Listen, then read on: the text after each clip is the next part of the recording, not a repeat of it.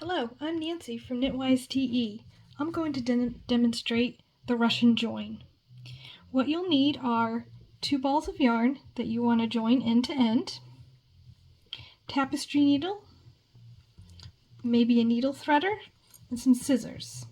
Some optional items could be a crochet hook for the shaft and jewelry pliers. I'll put those aside for now. What you'll do is you're going to take your first ball of yarn, which is your original ball that you're starting with. Take a tapestry needle that's appropriate for the weight. This is thin. I'll use the smaller tapestry needle. I'm going to thread on the new yarn here. Now I have broken these needle threaders before, so that's where the jewelry pliers come in. I just grab onto the wire things to pull. Okay. So take your yarn, it's about maybe 1.5 inches or so long, and then start putting the needles through the plies of the yarn. If you could see, I'm going right into the plies. Some yarn you might have to untwist it to get it to open up a bit so you can get your needle through the plies. Using a sharp tapestry needle also helps. I would go about 1 inch, 1.5 inches when the needle's pretty full.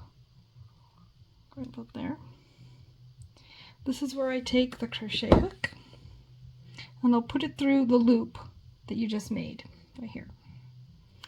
Then I'll hold on to the tapestry needle and I'll just feed the yarn past the tapestry needle. Then I'll take the pliers again and hold the needle.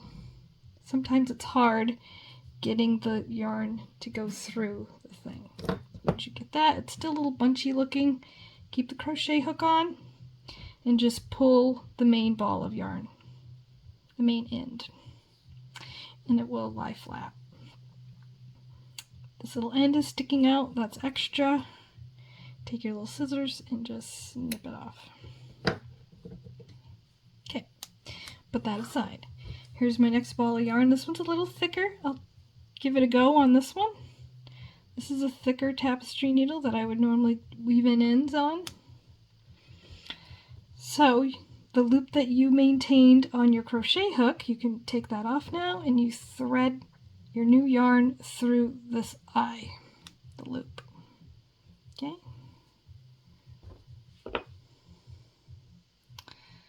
Take your yarn and make sure, now you're going to ply this with using the same technique. You want to make sure that you're enveloping the loop you just fed your needle through.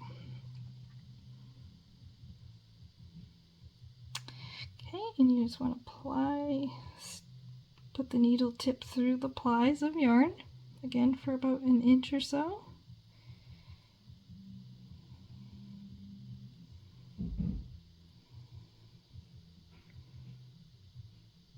It's a bit tedious.